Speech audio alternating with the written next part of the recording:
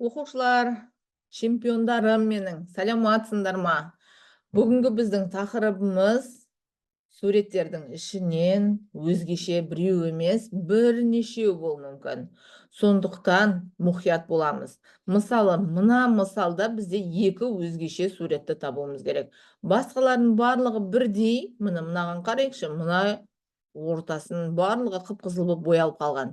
Ана ортасындағы сары жоқ, өзгеше, басқалардың бәрі бірдей болып жатыр. Мынаусы өзгеше. Сонда бұл жерде екі өзгеше сурет бар. Сондықтан оқушылар есепті шығарған кезде мына жерге мән береміз. Бізге сөзге мән береміз. Неше өзгешесін тап деп тұр.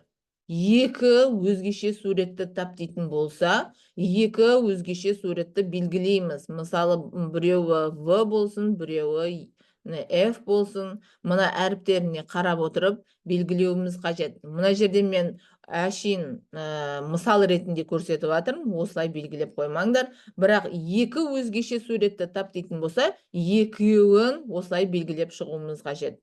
Ал мына есепке қарайықшы, бізде неше өзгешесін тап дейді? Үш өзгеше суретті табуымыз керек.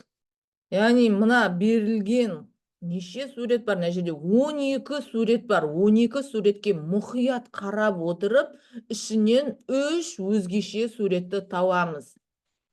Оларды тапқаннан кейін міндетті түрде мына жақта үшеу деп тұрса, үшеуін белгілейміз. Мұқият қараймыз бірінші суретке.